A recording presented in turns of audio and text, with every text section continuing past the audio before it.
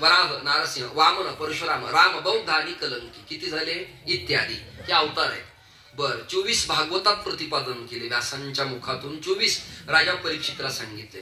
गर्ग संहितेत 6 नावाचे प्रकार सांगितले आणि वारकरी संतांनी 10 मानले. किती मानले? 10 अवतार. त्या 10 अवतारापैकी 2 महत्वाचे. दुर्जनाचा येणे करुणी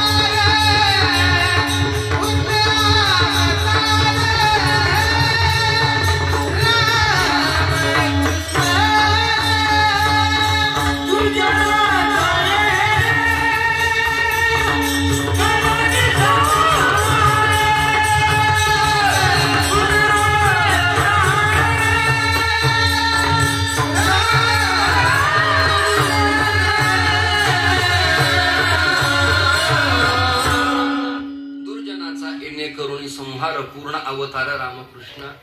अच्छा काढल्यात होय मिशा.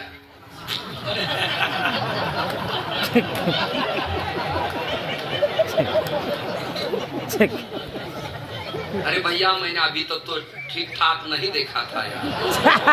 अभी पता चला. अरे मूछ तो मेरे जैसी होना चाहिए. देखो ऐसा होता है. ऐसी है. मला एका मीडिया तंत्रवाल्याने विचारलं, बाबा एवढं का ठेवलंय? मी म्हणालो, बरगावी आम्हाला फिरावं लागतं. प्रत्येक ठिकाणी ॲरोचं पाणी मिळेल असं नाही. ग्लासात पाणी घेतलं की लावला तोंडाला की कचरा बाहेर राहतो, स्वच्छ पाणी आत जातं. यासाठी माझा हा फिल्टर प्लॅन आहे, बाकी काय. तुमच्या तरी खऱ्यात ना. विठाल विठाल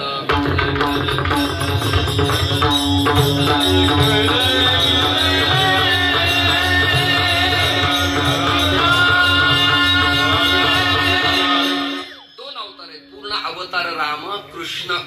राकार उच्चार मात्रेनं पुनर्निर्याती पातकम. रा शब्द म्हटलं की आतले दोष बाहेर जातात आणि म म्हटलं की शब्द कपाट वस्तू बंद झालं की दोष पुन्हा आत येत नाहीत. म्हणून राम आणि कुरु करशती कृष्ण. तो कृष्ण पक्षा जन्माला आल्यामुळे त्याचं नामकरण कृष्ण. गर्गाचार्यांनी हे नामकरण केलं. श्रीमद भागवतात वर्णन आहे. जन्मना ब्राह्मणो गुरु अयम ही रोहिणी पुत्र असं संस्करण आहे. ते रममान करणार असल्यामुळे त्याचं नाव ठेवलं रमण. त्याचं नाव ठेवलं बलराम आणि याचं ठेवलं कृष्ण परमात्मा. हे 2 अवतार उत्तम आहेत. मच्छाचं भजन मी ऐकलं नाही, कच्छाचं भजन मी ऐकलं नाही. ऐकताना त्रिविक्रम नावाच्या देवाचं भजन मी ऐकलं नाही, परशुरामांचं भजन मी ऐकलं नाही. राम आणि कृष्ण बेटर आहे, उत्तम आहे. इतकं सोपं सरळ साधं सेव्याधिकार असलेलं अन्यत्र भजन कोणतंच नाही. राम कृष्ण हरी. आता ऐका, रामकृष्ण हरीचं सूत्र काय तुम्ही कळल्यानंतर टाळ्या वाजवाल. Rama plus Krishna is equal to Vitthala. Ram अधिक कृष्ण बरोबर विठ्ठल, म्हणून राम कृष्ण हरी असं गणित आहे. रामकृष्णाचा ऐक्य स्वरूप म्हणजे श्री विठ्ठल आणि ते विटेवरती विराजमान आहेत. वीचा केला ठोबा म्हणून नाव या विठोबा. हे वारकरी संप्रदायाचं उपास्य. उपास्य पांडुरंग असताना वारकरी संतांनी अन्य देवाला मानलं नाही काय? क्रमांक नंबर 1 चा प्रश्न आहे आजच्या कीर्तनातला. शंका निर्माण केली. पूर्व पक्ष उत्तर पक्ष आपणच करायचा आहे. शंका निर्माण आपणच करायची. प्रश्नाचं उत्तर आपणच द्यायचंय. कीर्तन म्हणजे कळत न कळत एकपात्रीच आहे. त्याला सगळं मांडायचंय आणि समाजाला प्रफुल्लित ठेवायचा, आनंदी ठेवायचे. कल्पना करा तुम्ही. एक धरला चित्ती आम्ही रोखमाईचा पती, एक गावे आम्ही विठोबाचे, आपुला तो एक देव करुणी, एको देव देवकी पुत्र एव, या विना अन्य देवता आम्ही जवळ जवळ मानूच असं अजिबात नाही. पण दिसल्या तर अवहेलना करणार नाही. वाक्याने काय का बर का? मानूच असं नाही पण दिसल्या तर अवहेलना करणार नाही. फॉर एक्झाम्पल, आळंदी ते पंढरी दिंडी निघाली, देहू ते पंढरी दिंडी निघाली आणि रस्त्यात मोठा महादेव लागला तर शंकराचं स्मरण आम्ही करूच. आणि कनकगिरी पर्वतावरचा जर मल्हारी मार्तंड भेटलाच रस्त्यात तर ध्यायेन मार्तंड रूपम अचलचल कोटी सूर्य प्रकाशम नित्यम बोधावरूढम परम विरणम श्रीकोटी कंदर्प दर्पम श्रीमन्मल्लारी राजम विजय जय करम म्हाळसा कांत सिद्धम. त्याचं सुद्धा आम्ही स्मरण करू आणि म्हणू अहं वाग्या सोहं वाग्या प्रेम नगरावारी सावध होनी भजने लागा देव करा कैवारी. आम्ही त्याला मानू, परंतु आमचं कॅबिनेट प्रेसिडेंट दैवत आहे भगवान पांडुरंग परमात्मा. नवरात्र आलं की त्याचं नाव आहे तुमच्याकडं आमच्याकडं सगळीकडं शारदीय नवरात्र महोत्सव. शारदीय म्हणजे काय? म्हणजे काय काही कळत नाही. ते म्हणतात शारदा नावाची देवी आहे, तिची स्थापना केल्यामुळं शारदीय उत्सव आहे, असं त्याचा अर्थ नाहीये. शरद ऋतूत तिचं येणं असल्यामुळं त्या उत्सवाचं नाव आहे शारदीय नवरात्र महोत्सव. आणि त्या काळात देवीची उपासना आहे ती अशी आहे, जय जगदंबे पूर्ण कदंबे देह तुझं वाहिला तुझं म्या फुलवरा बांधिला. जगदंबेला मानलंच, बरं देव पांडुरंग सोडून अन्य मानित नाही तर ओम नमो ज्याद्या वेद प्रतिपाद्या जय जय स्वसंवेद्या आत्मरूपा देवा तुझी गणेशू सकलार्थमती प्रकाशू म्हणे निवृत्तीदासू अवधारी जो जी. सगळ्यांनीच वर्णन केलंय. नामदेवराज सुद्धा म्हणाले, प्रथम नमन करू गणनाथा उमाशंकराची असुता चरणावरी ठेवू माथा साष्टांग्याता दंडवत आता वंदू देव ब्राह्मण ज्यांच्यानी पुण्य पावन प्रसन्न होती श्रुतेजन तया माझे दंडवत. तुकोपराय सुद्धा एक गावी आम्ही विठोबाचे नाव म्हणणारे पण म्हणाले नमीला गणपती माऊली शारदा आता गुरुराया दंडवत. दत्तात्रयांना मानलंच, 3 शिरे 6 हात पहिलं मेरूचे शिखरी एकयुगी निराकारी मुजरा लावणी खिचरी प्राणायामी बैसला. म्हणजे वारकरी संतांनी एक समन्वय ठेवलाय, मानलाय आपलाच. एक वाक्य हिंदीतलं सांगतो, श्रद्धा सबके प्रति रखो पण समर्पण एक जगह करना चाहिए. श्रद्धा सबके प्रति. लोक एवढे बावळट झाले, कोणत्या तीर्थात गेले की फोटो आणतात की मांडतात, या महिला गेल्या की मूर्ती आणतात की मांडतात.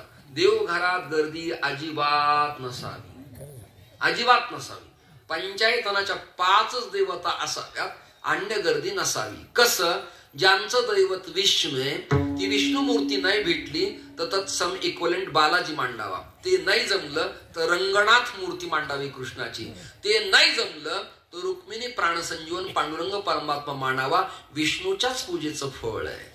कालभैरव दैवत आहे, प्रतिमा नाही मिळाली तर ज्योतिबा चालतो. ते नाही झालं कदाचित तर सिद्धनाथ चालतो.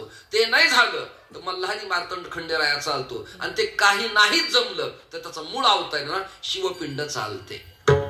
समजा वारकरी जीवन आहे आपलं आणि देवी आपल्याला मानायची, तर बाकीच्या देवी नाही मानता आल्या तरी चालते, पण वामांगे रखुमाई दिसे दिव्य शोभा ती देवीच आहे आपली.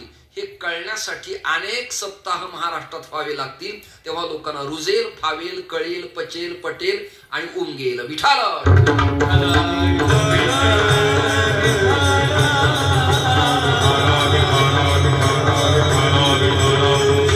उदाहरणार्थ हे पखवाज वाजवतायत, 2 जण गातायत, याचा अर्थ बाकीचे वेळेत असा अर्थ नाही ना. यांना प्राधान्यच दिलंय, पण यांना स्वर, ताल, लय, प्रमाण, पाठांतर त्याच्यात बरोबर समयसूचकता कळते, त्यामुळे त्यांच्याकडे प्राधान्यानं स्पीकर दिलाय, यांच्याकडे दिलाय. बाकीचे विद्यार्थी काही वैरी आहेत का? उद्या आपण ठोकतो समानता हवी आहे, द्या चौकदाराला माईक, एक रीत त्याची वाजवा थोडा पखवास. तुम्ही नाही चालायचं. ज्याला जे कळतं त्याला त्याचं प्राधान्य दिलं पाहिजे. मेंदू तज्ञ डॉक्टर आहे ना, त्याच्याकडे तेच तपासलं पाहिजे. शुगर तज्ञाकडे ते तपासलं पाहिजे. हृदय विकाराचं तपासणं त्याच्याकडेच असलं पाहिजे. अस्थिरोग तज्ञाचं दुखणं त्यालाच कळतं. त्वचा इन्फेक्शन ज्याला झाली आहे त्या स्किन स्पेशालिस्टलाच कळतं. अन्यांच्याकडे दाखवावं लागत नाही. त्या भूमिका त्याला कळलेल्या असतात. याचा अर्थ ते लहान हे मोठे नाही, समसमानता आहे. पण ज्याला जे कळतं त्याला ते मानावं. विठाल